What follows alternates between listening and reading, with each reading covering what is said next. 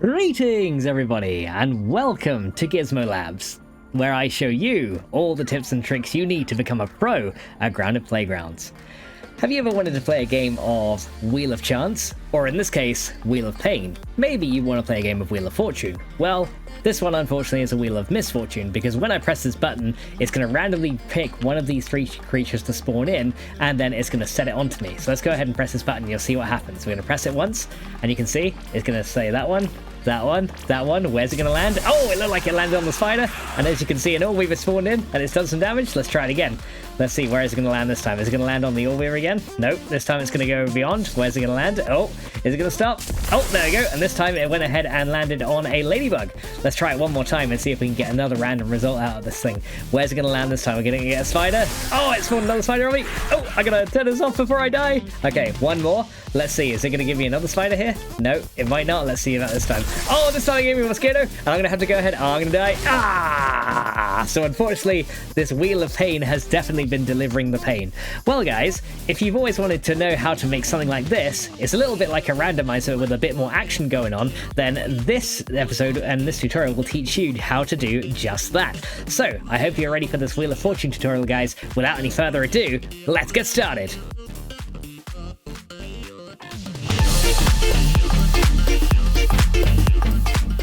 The first thing we're going to need to do is make the wheel part of this randomizer setup. In order to do this, you need to think how many options you need before getting started. This time I made a 3-way one, but this time I'm going to make a 4-way one just to show you that this whole setup is actually expandable to pretty much as many of these things as you like. The first thing we're going to need to do is go ahead and get a timer, and we're going to put it down, and we're going to go ahead and set this timer to 1 second, and we don't want this thing to start on play because we're going to go ahead and trigger this from a button. Then what we're going to do is we're going to go ahead and duplicate this, and I'm going to make essentially 4 copies of this timer right over here. And you should end up with something that looks a little bit like that. Now what we want to do is we want to go ahead and link all these timers together, just like this. So we're going to go ahead and make a link into each one of these guys. And then, once we've made a link to each of these timers, we're going to turn all of those links to essentially go ahead and start this timer off each and every time. So let's go ahead and do that. I'm going to start the timers off just like this. Now what we need to do is we need to check which of these timers is currently been activated and which one hasn't yet. So in order to do that, we can actually use a counter with condition to go ahead and check that. So for each of the timers, I'm going to go and kind of put these between them here. We're going to go ahead and put 4 counter with conditions, and we're going to have them equal to 1 like this. So I'm going to go ahead and put them in between just like this, and we're going to go ahead and dot them around the setup just like that. And as you can see, we should have 4, and it kind of makes a bit of a circle shape, right? I'm going to also move this timer over so it's a little bit neater, so everything looks a bit more like a square. Now what we're going to do is we're going to say that when the timer goes ahead and elapses, we're going to go ahead and we're going to set a link to each of these counters, and we're going to go ahead and make sure that this thing is set to increment the counter by 1. And we're going to do that for each of the timers going forward. So the ones that go in the same direction as the flow of time, we're going to go ahead and link these all together, and we're going to make sure that all of these are set to increment. Then what we're going to do is we want to make sure that when the next time is processed, it actually turns this last one off, so we only have one of these activated at once. So what we're going to do, we're going to go ahead and do this, and we're going to go ahead and put an arrow back from here. And this time, we want to make sure that first of all, we actually want this to fire an event to the counter. So we're going to make sure we set a value, and that value is going to be set to 1. And then we decrement the value back to 0. This ensures that if you just do a set value to 0, it's not going to fire an event, which is going to be a problem in certain situations. So you're definitely better off using set value and decrement, and make sure the set value here is set to 1 like that, and then you decrement it back to 0 after that. So these ones going against the flow of time are going to be set and decrement. So we'll do it for the third one. We're going to go set value just like this, and we're going to set it to 1 and decrement it to 0. So then we go ahead and do the last one here, set a value of 1, and then we decrement to 0. So we make sure that set value right here is set to 1 as well, and there we go. And that should be the first one all set up right there. So essentially now you should have a setup that looks a little bit like this. Now, in order to test that this actually works, what we're going to do is we're going to go ahead and put down a few lights just so you can see this all working in action. And it's definitely a good idea to have some lights in order to just test this. So we're going to put down 1 light next to each of these counters like this. and we're going to go ahead essentially and link up each of these counters to this light, because essentially what we got to make sure is this thing, the lights will turn on when it's their time to turn on, and they'll turn off when it's their time to go ahead and turn off. So let's go ahead and do that, and then of course one more right there. And then to activate this entire thing, what we'll do is we'll go ahead and we will start a we'll go ahead and put a randomizer or a random selection in the middle of this entire thing. So we're going to put a random selector right in the middle of this, like this, and we're going to link it up to each of these timers. And we want this random selector just to be selecting one of those 4 timers. So you've got to make sure that essentially this is going to go ahead and say one link to select, and then it's going to go ahead and start the timer if it's selected. So we want to make sure this is set to start timer and not toggle timer. So we're going to definitely go ahead and do that. There we go. So we go ahead and start the timer right there. And then all we need to do is essentially link a button to that randomizer to go ahead and select it. Now, of course, you know, we could press the button multiple times and mess this up, but, you know, we're going to go ahead and fix that in a little bit. So first of all, we're going to link the button to this thing, and then we're going to go ahead and go into play mode here. And then when I press this, what we should find is it should then select one of these randomly to go ahead and start. And this thing is going to essentially keep cycling around and around for, well, as long as we stay in play mode. Now, if I come out of play mode and then go back in again and press the button again, it's essentially going to go ahead and select another one randomly to go ahead and get started. So you can see now that one of these counters is always active at one time. Once we've got this, we're ready to go ahead and move on to the next bit. Now that we've gone ahead and got the basic wheel setup working at the push of a button, it's time for us to go ahead and do a few more changes to this thing.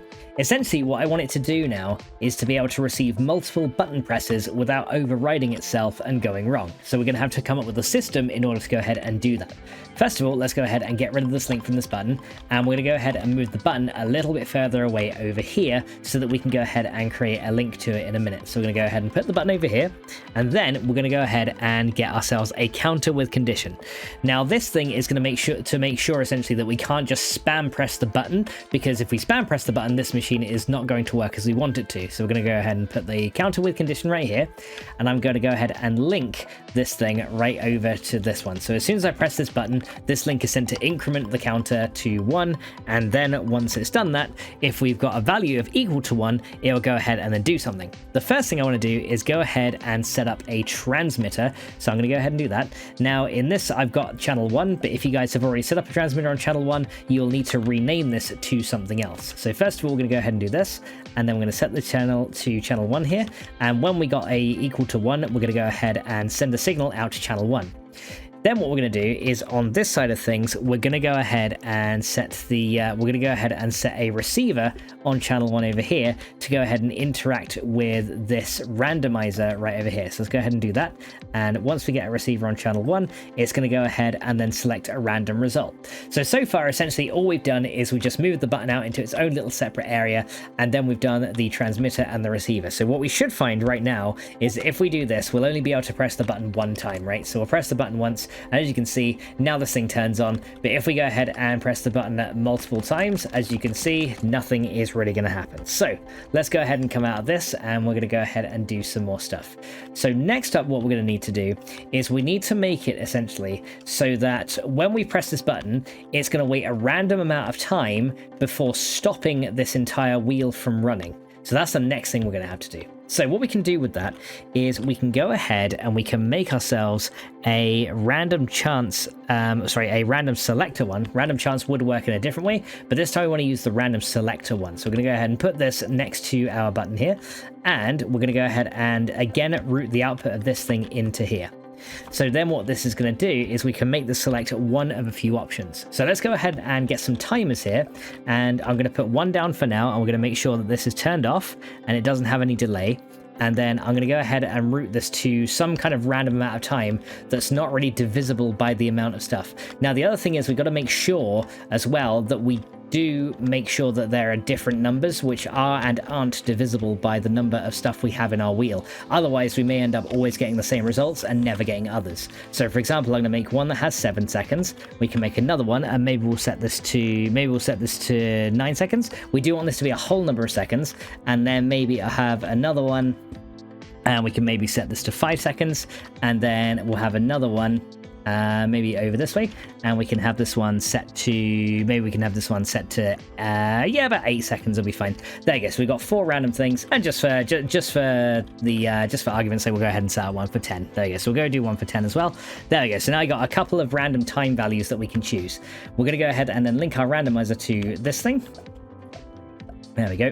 And then when we go ahead and this timer elapses, we're then going to send out a signal on the next channel. So let's go ahead and do that. We're going to go ahead and make another transmitter right here. So let's go ahead and make another one.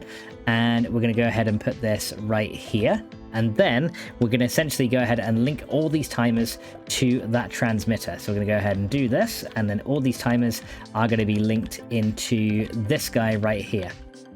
Now, the other thing we've got to make sure is that this thing is going to set to start the timer for each one. If it's set to toggle timer, weird things are going to happen. So make sure all of these links that you set up here are always set to start timer. Because yeah, toggle timer acts weird. If the timer has stopped and then you have a toggle timer, it'll actually stop the timer fully, and then you have to trigger another toggle timer to start it again. The behavior is slightly strange like that. But then we're going to go ahead and do this.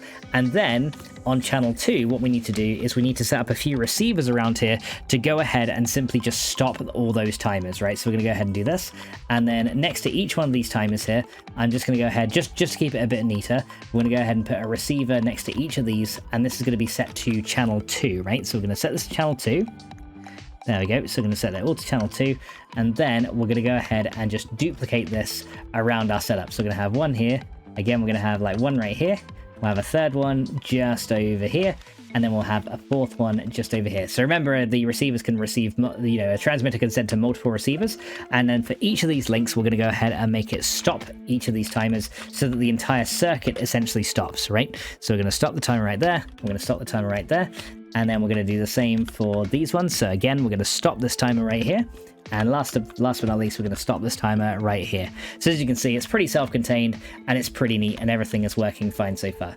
So what we should have now is we'll press this button, it'll go ahead and then start this thing off. Once the timer has elapsed, then it will go ahead and send a signal over here to stop the timer, and then everything will work fine. So let's go ahead and add some more stuff to make it so that we can use our button again afterwards. So the next thing we need to do is essentially, once any of these timers have elapsed, we need to go ahead and then decrement that counter back down to 0 so that we can go ahead and use the thing again, right? Now, unfortunately, you can't send a signal from this transmitter down to here because for some reason it doesn't fire anything. So when a transmission is sent out, it actually doesn't fire a signal back. So what we have to do instead is from each of these timers, we just have to go ahead and send it not back to that one. We have to send this essentially all the way back into our counter with condition right over here. So we're going to go ahead and send this over here. And then for each one of these, we're going to essentially set a value of, we need to set the value of 1. Actually, we could probably just get away with setting a value of 0 here, I think we can actually. I think we can just get away with setting a value of 0 for each of these. So we're going to go ahead and do that. We're just going to go set value of 0. Now, as I said, you don't have to have this many timers if you don't want this many, but it's definitely helpful to have more random results to give yourself a bit more randomness in your random Wheel of Fortune. So let's go ahead and make sure we do all of these. So we're going to go ahead and set the value to 0. And then finally, we're going to go ahead and set this last one to 0. So essentially, when the timer's expired, that means we've got a result, and therefore we can go ahead and press the button again, right? So that will go ahead and set this down to 0, and then we can go ahead and do that. Now, the other thing we need to do is also make sure that when a new event comes in, that all of these counters are also set back to 0 as well. Otherwise, we're going to be getting some weird problems, right? So what we need to do as well is when we have another one, we're going to go ahead and get a few receivers on channel 1, and essentially I'm going to try and dot these around the setup so it doesn't kind of interrupt too much. So once we get a receiver on channel 1 here, we're going to go ahead and do this, and we want to make sure that all the counters are essentially set back to 0. So we're going to go ahead and put 4 receivers like this. You can do as many as you need per counter, and then we're going to set a link between that to here, and we're going to say set value to 1, because essentially we need to make sure that this light will get turned off, and then we're going to go ahead and decrement it by 1 so it gets back to 0. So essentially we have to make sure that all the counters have this when we set something on channel 1. So we set a value of 1 and then decrement to 0. It would be nice if we could copy links eventually, because that will make this whole process go a little bit quicker, because I know it is a lot of like manual faffing around to get it to work, but it's okay. So we're going to go ahead and set a value of 1. Go ahead and do that one. And then again, we're going to decrement it by 1. And then finally, we'll set the value of 1 right here. So we're going to go and make it, oh, I've made sure it's gone to the right one, right? Yeah, we have. So this one, we're going to go ahead and set the value of 1 right here. And then we're going to go ahead and decrement it by 1 as well. So we're going to go decrement it here, and that should go ahead and work just fine. So let's go ahead and try it out. Before we go ahead and play this, I did realize that I'd add this transmitter set to channel 1 and not channel 2, so there was actually a little bit of an issue with this. However, we've set it to channel 2 and everything should now work as intended. So if we go now into play mode here, I'm going to go ahead and press this, we should then go ahead and watch this go round for a few seconds, and eventually it will go ahead and stop. So this time it's gone ahead and chosen that one, but if we play it again, you can see it then turns everything off. It's going to go around again, and then as you can see, well, this time it's going to stop over, where is it going to stop? Maybe, oh, actually stop right there again. So this time it went on for longer, but it did decide to stop over there. It started from a different side this time, and as you can see, it's going around, and eventually it's going to stop on one of these. I wonder where it's going to stop, maybe up the top there. Yeah, it did. This time it stopped at the top. So as you can see now, we've gone ahead and got this wheel working and doing everything we need. However, what we need to do now is make it so that we also capture a random result as well. So how are we going to go ahead and do that? Well, the way we can do this essentially is by using another counter that we go ahead and set. So let's go ahead and make from each of these gizmos right here that controls for each of these gizmos that sends a signal, we're actually going to increment a counter by 1 each time. Now we're going to go ahead and do this for each one of these. So we're going to go ahead and do this like this. So we're going to go put 1 here, and then when we get an output on channel 2, essentially we're going to go ahead and increment this counter up by 1, and we're going to do the same when we get a signal on channel 1. We want to essentially reset the counter, right? That's what we need to do. We need to make sure that this thing resets. So we're going to go ahead and set a value right here, and that's going to go back down to 0. So when we get 1 on channel 2, we increment. If we get 1 back on channel 1, which means the system has restarted, essentially this counter is going to reset. So let's go ahead and move this down a little bit over here. Now the setup is going to get a little bit messier from this point, because yeah, it's going to be there's going to be a few more steps involved to getting this to work. I've also moved these lights out slightly so that we can go ahead and check the result that we get using like an AND gate or something like that. So that's gonna be good for later. So let's go and put like right next to it there. It might be a little bit neater if we contain it more. So there's the first one, and essentially we're going to go ahead and duplicate this a few more times. So let's go ahead and do another one, and this time we get another signal on channel 2, and I think we'll put this counter over here and then delete all the links here. If we get another signal right here, we're going to go ahead and send this over here, and then this signal will increment the counter. And if we get something on channel 1, which is saying, oh, we've restarted it, we need to go ahead and set the counter back to 0, right? So let's go ahead and for this link right here, we need to go ahead and set the value, and then that's going to go ahead and just come back to 0, because we don't want the counter to fire an event this way. So that's looking good so far. And then all we need to do is essentially go ahead and do it for the last 2. So again, we're going to go ahead and duplicate this counter right here. I'm going to put it next to this guy right here. And then, as before, if we get a signal on channel 2, we increment the counter. That's by default. If we get a signal on channel 1, we go ahead and set the counter to 0. It seems that for whatever reason, sometimes it doesn't highlight links when you come back out. So when we receive a transmission, we go ahead and set the value to 0. And then finally, we do this for the last one as well. So we get this counter. We're going to put it right next to this other one and remove that link there. And then we can go ahead and do this one into here. So this one is going to increment it by default, and then it's going to go ahead and put this one to 0. Now you're probably wondering why we need 4 of these extra counters. Essentially what we need to do now is compare whether both of these counters are set to 1, right? So essentially when this thing fires, when channel 2 is received, all of these counters we just set up are going to be equal to 1, but only one of these counters are. So we can use a logic gate to determine which ones are set to the right value, right? So what we can do is I'm going to move the slide to the side, and I'm going to demonstrate what we can do here. So yeah, as you can see, the links are all a bit over the place, but all we need to do now is essentially get one of these logic gates, and we need to set this to all. So I'm going to go make sure this is set to all, and we need to put this all around these areas here. So we need to put 1 for each option we have. We're going to put 1 there, we're going to put 1 over here, and we're going to put 1 over here as well. So these are all the logic gates we have. I'm going to keep these lights here, but I'm actually going to move these off slightly to the side so that it's a bit easier for us to see what we're doing here. So we're going to move all these lights slightly to the side. I thought they'd be fine over there, but I guess not. So these guys can just go all over here. and then we need to essentially check whether both of these things are true. If they are, then we can select the random result. So what we're going to do for now is after each of these, we're going to essentially go ahead and put an effect spawner that goes ahead and plays an effect for now, and we can change this out a little bit later. So let's go ahead and put an effect spawner here, and we're just going to play like an explosion or something, or maybe like the overload. There you go, or something like that. Yeah, I think that or the mixer explosion is good. Yeah, let's do that. Let's do mixer explosion right there. And then we're going to go ahead and put this all around the outside here. So we're going to put one for each of these options right here. So essentially, this is going to tell us where it's landed, right? There we go. Now all we need to do essentially is link the all gate output to this. And then whenever we pass the condition, we activate it.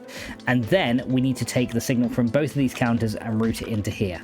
Now, the important thing is that we do not evaluate from the wheel counter. We only evaluate from this channel 2 counter. So what we want to do is when we receive a transmission or a condition is passed or failed, we do nothing. So these arrows need to be in gray, right? So we got to do the next ones here. So again, we route these all into each other like this, and then route that out to there. And then again, this one, we got to make the arrows gray. So we're going to go ahead and do that one. And then we're going to do the same for this one. Again, link this all together. So yeah, the only evaluation that we want to happen is when we get a signal here. So this is what evaluates the counter, but not the actual wheel itself. The wheel just stops and then we evaluate it from another source. That's all we need to do. So again, these ones coming from the wheel to this all gate is going to be in gray. And again, we've got to link that to our effect spawner. And then finally, we're going to go ahead and do the last one. So we're going to link these guys together right here. And there we go. And then we're going to go ahead and make sure that these are not set to evaluate anything. Again, another gray arrow. And there we go. Right, so what we should find now is if we go into here again, we should go and press this button, and it's going to go around for a random amount of time. And when it picks the one it wants to pick, then it should go ahead and make a sound. We do it again. So let's go ahead and do it again. Let's see if it does it again this time. So it should have reset all the counters. So let's see, there we go, and now it played a sound that way. So now we've gone ahead and essentially made it so that we get a signal out each time the last one is selected. So once it's decided what it wants to select, it looks like it's going to be that one. There we go. And there we go. Now it's gone ahead and done that. So you can see now we can output the data from this wheel to then go ahead and do something else with it. So let's go ahead and see what we can do with this. So what we're going to do now is I'm going to go ahead and for each of these lights that we had, we're actually going to remove this and replace them with an effect spawner as well. Now remember, the effect spawner will come out of this one right here that's linked to the light. So what we'll do to make it a little bit easier, I'll go ahead and put another effect spawner in first. And we're going to kind of put this very close to our other one. So I put an effect spawner in first, very close to the other one. And then that one that was linked to the light is going to link to this effect spawner. Now for this effect spawner, I think we'll just play the raw science effect. So we can kind of see it going around. And then we will link this one to this. And then we will remove this light right here. So yeah, once it goes ahead and is evaluated to true, it'll go ahead and play the effect. Otherwise, it will just do nothing. Then we're just going to copy this to all the other ones, right? So then we're going to do this one. And then this light is coming over here, so we have to take it from this one here. And I'm going to go ahead and put it. You can always leave lights in if you want to. It's actually entirely up to you what you want to do. But I'm going to use effect spawners because I think they look a little bit cooler. And then we're going to go ahead and do this one. So again, the light is right here, so let's move it out to see the arrow. There it is. We're going to connect that one to it. There we go. Now remove this light here. And then we can do it for the last one. So here we go. So let's get this last effect spawner one more time. We're going to put it right next to the other one right here. So kind of close together. So you do have to be a bit finicky with the gizmo sometimes. And as you can see, the setup is getting a little bit finickier. But if we go ahead and do that and then link that one to this guy, this should then go ahead and play the right effect. So now if we go in, we should have a similar effect to what we had before. So here we go. So we're going to go ahead and do this one. And as you can see now, for each one of these, it's playing a raw science effect as it goes around the wheel, right? Which is awesome. So which one is it going to choose? There you go. It goes and chooses that one, and that's the option we get. So finally, what we have to do is trigger something for each of these things. So we got it playing an effect, we got it playing a winning effect. So now we just got to go ahead and make a trigger. So let's go ahead and get some sign frames and make it spawn in some creatures. So let's go ahead and get some of these. And then for each of these sign frames, essentially, I'm going to put it right under where this effect spawner is going to be. So then we can go ahead and kind of keep these all together. So we got one there. We got one right there. So then we can kind of see it like happening on the spawners itself. We got one right here. It's not like the most accurate thing in the world, but it's the best I can do because, you know, blind bugger. And then we're going to go ahead and decorate these with some creatures. So let's go ahead and say one of them is going to spawn an ore weaver. So there's one for an ore weaver. We can say one of them might go ahead and spawn in a wolf spider. There we go, because you know wolf spiders are always good. We've got another one. We can go maybe spawn in, I don't know, there's got to be some other creatures in here. Maybe it could just spawn in, what's that one? We could do the ladybug again, or maybe a stink bug. You can spawn a stink bug. So there's a stink bug one, and then this one will go ahead and make it spawn in a ladybug. There we go. So now I got 4 of these things set up, and now I've got to do is just set up the creature spawners for each of these, right? So we're going to go for the creature spawners. And then we're going to go ahead and put a creature spawner essentially right on the end of this. And we're going to put this on each one of these sign frames here. So we're going to put one there, one right there, and one right over here. So there's a creature spawner each. And then all we need to do is take the output of this all gate and link it into each of these spawners and then set it to be the correct one. So this one is going to be a stink bug. So we'll go ahead and do that one. Let's go ahead and do a stink bug one. Now there's obviously much more you can do with this, but this is like the basic way to make a randomized spawner with a bit of an effect, which is cool.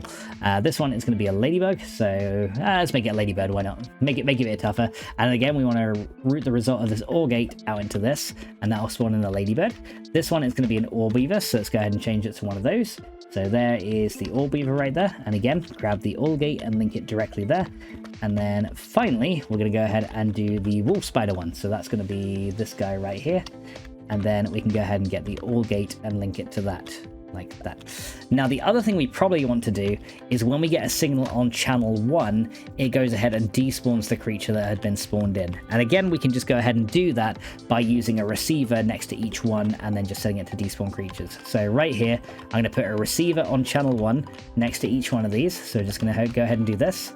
So as you can see, there's a lot of individual circuit setups. So you're going to have to essentially do more and more work as you make a bigger one of these. But it is cool, right? So we can go and do this, and then we're going to say, if we press the button again, we're going to go ahead and despawn the creatures. And there we go. We're going to do that one as well. So again, we're going to go ahead and despawn the creatures here. And then for each one of these outputs, it will just essentially reset the randomizer completely like this. So here we go. We're just going to go despawn. And then we're going to go ahead and despawn this one right here. So there we go. There's the last one. We'll put that in together. And as you can see now, we've essentially made a Wheel of Fortune kind of thing, or in this case, a Wheel of Pain, because whatever comes out of here is definitely not going to be pleasant. So let's go ahead now and see how this works. To finish this off, we could probably go ahead and actually move the button into the middle so that we could kind of be like in the middle of the action. So now I know it's going to cause a bit of a weird link right here because, you know, it's kind of going out to this setup and then coming back, but at least it's kind of separate, right? So now I can go in here, and after we press this button, well, bad things are going to happen. Let's find out. So here we go. Which one is it going to spawn in on me? So it's starting over here. Where are we going to end up with? What's going to spawn? I don't know. Please don't be the wolf spider. Okay, it's not going to be the wolf spider. It's going to be a ladybird. And as you can see, this guy is probably going to kill me straight away. But if we press it again now, it'll go ahead and select another one. So let's see which one it spawns on me this time. So what's going to spawn this time? Don't be the wolf spider. Okay, it's not the wolf spider. Probably the ladybird again. Oh no. Okay, this time it's going to spawn in an ore weaver. There it is. So ore weaver's coming here. So let's go ahead and press it one more time. Here we go. Let's see what it picks this time. Hopefully it's not going to be the wolf spider. Let's see. Oh, not the stink bug, not that one. Okay, pick the ore weaver again. But as you can see, it's like every time it goes off, it's kind of random each time, which is really, really cool. So we can do this to get some kind of cool effects. I've been very lucky right now. Oh no, it's the wolf spider. There it is. And I'm probably gonna die now. Okay, let's try and get out of that before I go ahead and die. And that, guys, is the end of our Wheel of Fortune or Wheel of Misfortune tutorial, depending on which way you want to go ahead and have a look at it. As you can see, it does require a little bit more work than just setting up a basic random selector and then having it just select one of them straight away. But if you do want to have some kind of cool effect like that and use the, have a bit of suspense between your results and when the player presses the button, you can definitely go ahead and do something like that. And remember, you don't have to just use this for creature spawners. You could also make it go ahead and, give the player a random item. Or you can make it, make a teleporty that goes to a random place, for example. You could link it to one of those and, modify its channel to go to other places as well. So honestly, there is plenty of cool things that you can do with this, and I hope that you've managed to find some other cool uses for this. And remember, I've only made one in a 3 and 4 configuration, but essentially, you can add as many of these as you like. You just have to take into account that because the timer can only go down to 1 second and not lower than that currently, it will take a while for this to process, so I recommend only keeping this to a small subset of smaller wheels so you don't have to make the player wait too long. But I hope you guys enjoyed this one. Thank you guys so much to recommending me this tutorial as well. And this one was for KK-EJ9JV. Thank you so much for the question, dude. I hope this helped you out a little bit, and I hope you make something awesome with this. And let me know if there's anything else you'd like to see. But guys, that's gonna be all from me. Thank you so much for watching, and I'll catch you guys in the next one. So until then, bye.